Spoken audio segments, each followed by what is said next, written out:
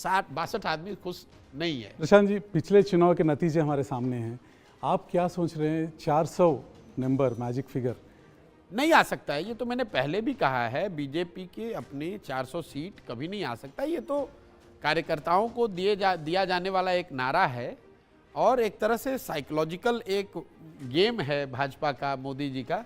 देखिए, उन्होंने जब पार्लियामेंट में पहली बार ये बात कही कि बीजेपी को 370 और भाजपा एनडीए 400 पार, उसके बाद से कई महीनों तक, जब तक ये चुनाव शुरू नहीं हुआ था, तो सब लोग इसी बात में लगे हुए हैं कि 400 बीजेपी की आ रही है नहीं आ रही है। कोई ये पूछ ही नहीं रहा है कि आप जीत रहे हो कि हार रहे हो। एक तरीके से मोदी जी ने 2 महीने तक पूरा नैरेटिव ऐसा बना दिया कि चुनाव मतलब कोई इसमें चुनौती है ही नहीं, सिर्फ इतना तय होना है कि बीजेपी को 400 आ रहा है कि आपको दिखाई दे रहा है चुनौती? बिल्कुल चुनौती।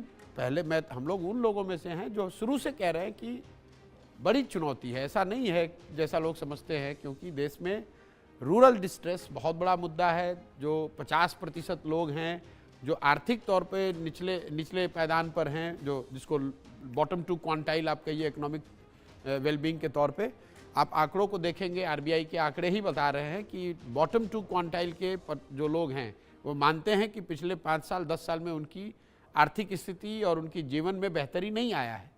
तो इन सब के बावजूद अगर मोदी जी या भाजपा जीत रहे हैं तो इसकी वजह यह है कि विपक्ष या जो उनको चुनौती दे रहा है वो उतना प्रभावी नहीं है, प्रामाणिक नहीं है, विश्वसनीय नहीं है।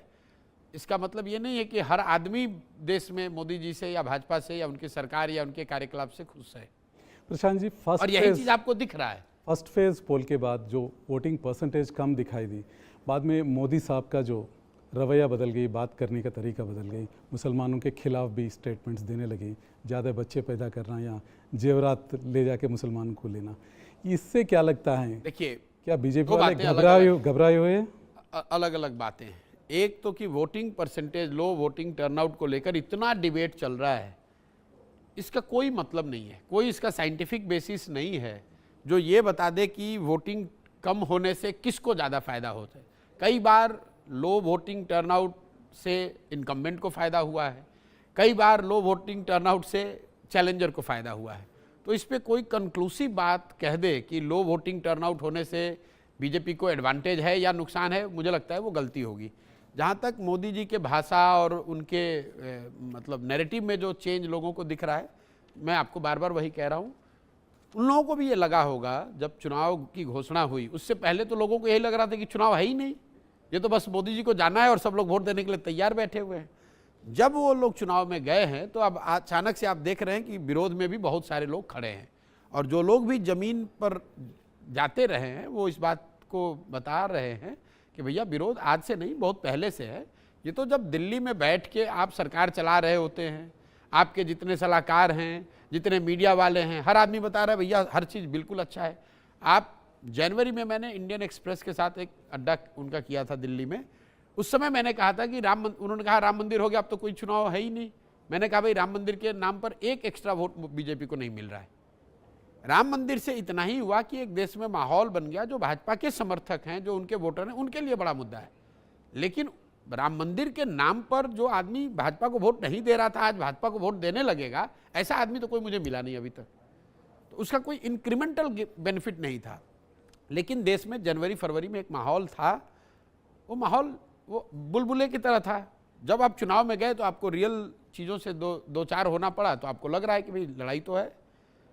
देखिए, परीक्षा, चुनाव, ये सब कभी आसान नहीं होता है। अगर आप इसको आसानी से ले रहे हैं तो इसका मतलब है कि प्रशांत जी, पिछले 10 साल से ब्रांड मोदी को लेके चल रहे हैं, ब्रांड मोदी को आगे बढ़ा रहे हैं।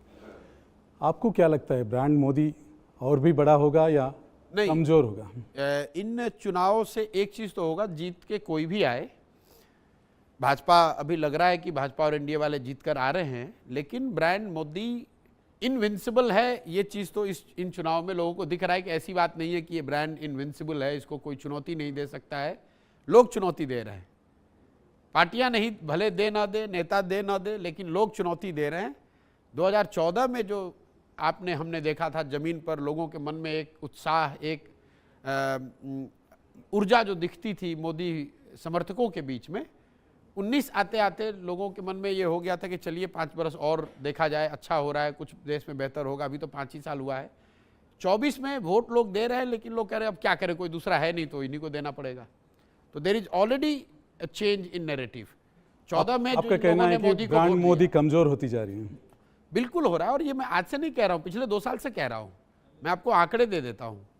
2014 से 2019 के बीच में जितने विधानसभा के चुनाव हुए उसमें भाजपा का अंडर परफॉर्मेंस लोकसभा के मुकाबले करीब करीब 3 परसेंटेज पॉइंट था। मतलब अगर भाजपा को किसी राज्य में 40% वोट मिला, उसी राज्य में जब विधानसभा का चुनाव हुआ तो 37% उनको वोट मिले। तो पूरे 5 साल में भाजपा का अंडर परफॉर्मेंस उन विधानसभाओं में, उन राज्यों में 3 परसेंटेज पॉइंट का रहा। 2019 से 2024 के बीच में ये अंडर परफॉर्मेंस बढ़ के 9 से 10% हो गया। ये आपको क्या बताता है कि लोग मोदी जी के चुनाव में मोदी जी को तो वोट दे रहे हैं, लेकिन मोदी के कहने पर जितने लोग वोट दे रहे थे 14 से 19 के बीच में, उतने लोग 19 से 24 के बीच में नहीं दे रहे हैं। अब इस बार मोदी जी को भी जो लोग वोट दे रहे हैं वो भी अब ये कहना शुरू कर दिए कि भाई कोई दूसरा बेहतर हो नहीं है, इसलिए आपको दे रहे हैं। एक बड़ी संख्या ऐसे लोगों की है जो कि 14 में ये कह रहा था कि मोदी आएंगे तो पूरा देश बदल जाएगा, इसलिए वोट दे रहे हैं। आज एक बड़ी संख्या ऐसे लोगों की है जो कह रहा है कि भाई इनसे बेहतर कोई नहीं है, इसलिए इनको दे रहे हैं। तो दोनों में काफ़ी फर्क है। वोट की संख्या शायद बराबर रहे, वोट का परसेंटेज भले सेम हो, लेकिन लोगों के मन में जो उत्साह था, जो विश्वास था, वो नीचे आया है। और to that extent brand value would have come back. आप किसी भी ब्रांड को, और कह रहे कि मैं एक बात खाली खत्म करूं, किसी भी ब्रांड को खर्चा करते रहेंगे तो कहीं ना कहीं उसमें हिट तो आएगा ही।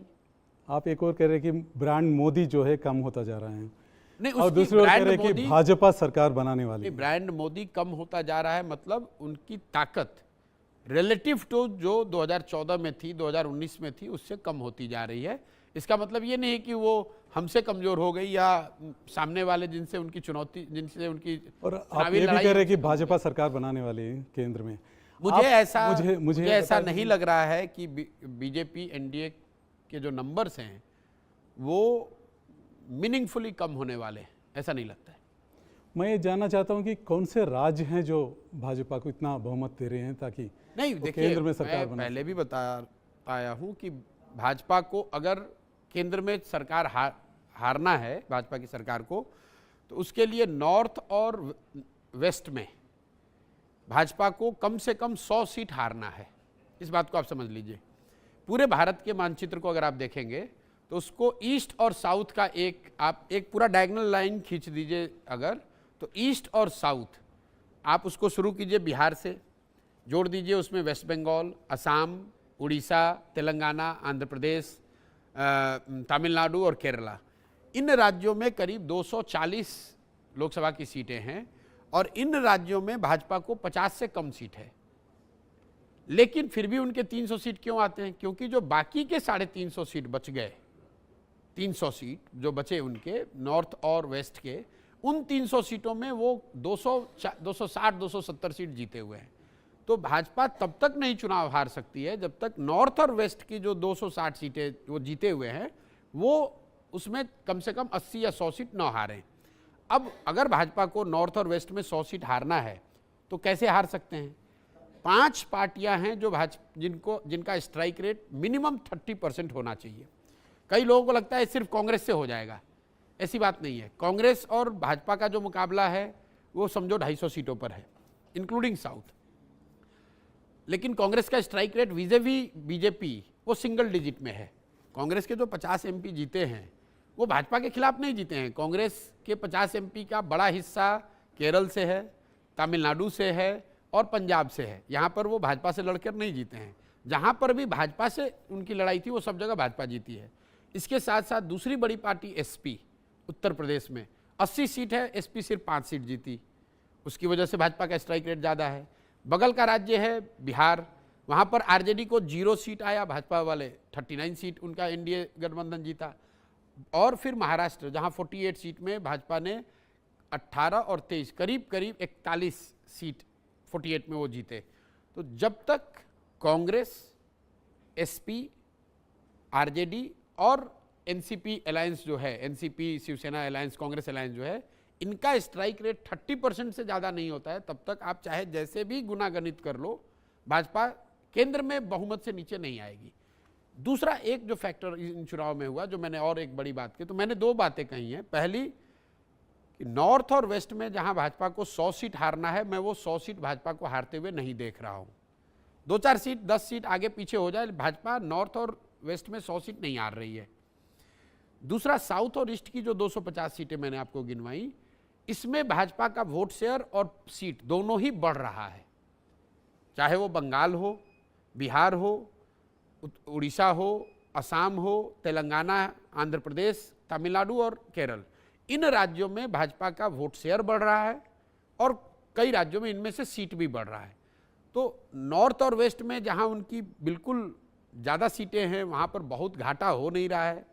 अगर आप जो कांग्रेस के या इंडिया गठबंधन के समर्थक हैं उनसे भी आप पूछिएगा तो वो आपको बताएंगे कि राजस्थान में कांग्रेस को 5-7-10 सीट आ सकती है। कुछ लोग बता रहे हैं कि महाराष्ट्र में 15-20 सीट अपोजिशन वाले जीत जाएंगे। कुछ लोग ये बता रहे हैं कि कर्नाटक में भी आधा आधा होगा। अगर इन तीनों बातों को आप सत्य मान भी लें एक बार को, कि हरियाणा में कुछ सीट बीजेपी हार जाएगी, राजस्थान में हार जाएंगे, कुछ सीट उनको महाराष्ट्र में झटका लग सकता है, कर्नाटक में लग सकता है, अगर इन बातों को आप सत्य मान भी ले, 20-25-30 सीटों का नुकसान हो सकता है। उससे ज़्यादा सीट तो ये साउथ और ईस्ट में बढ़ा लेंगे। तो सरकार से कैसे हटेंगे? सरकार से हटने के लिए तो उनको नॉर्थ और वेस्ट में 100 सीट कम से कम हारना है और नॉर्थ, ईस्ट और साउथ में उनकी सीटें बढ़नी नहीं चाहिए। लेकिन आप मान लो, आप तेलंगाना में जहां हम लोग बैठे हैं, तेलंगाना में उनकी 4 सीटें थी, सीटें वो बढ़ रही हैं तेलंगाना में उनकी। आंध्रा में उनके 0 सीट थी, वहाँ सीट उनकी बढ़ रही है। उड़ीसा में उनके 9 सीट थे, वो बढ़ रहा है। बंगाल में 18 था, वो बढ़ रहा है। तो कैसे दिल्ली से कैसे हारेंगे? मैं एक बार आपका ये ध्यान, तो कॉमन सेंस की बात है। इसके लिए मेरे पास कोई सेफोलॉजी नहीं है, मेरे पास आंकड़े नहीं है। केजरीवाल 75 साल वाला सवाल भी आज सामने लाया है। 75 साल होने के बाद मोदी प्रधानमंत्री पद में कैसे? देखिए, ऐसा है, लोग जब भाषण देते हैं चुनाव के मौसम में तो हर दल, हर नेता अपने हिसाब से बात करता है। अभी आप और हम देख रहे हैं, मोदी जी बता रहे हैं, भाजपा के नेता बता रहे हैं कि अगर इंडिया अलायंस कांग्रेस वाले आ जाएं तो सबका धन वापस लेकर उसका रीडिस्ट्रीब्यूशन होगा। कांग्रेस वाले, इंडिया अलायंस वाले बता रहे हैं कि अगर भाजपा वाले आ गए तो संविधान बदल दिया जाएगा।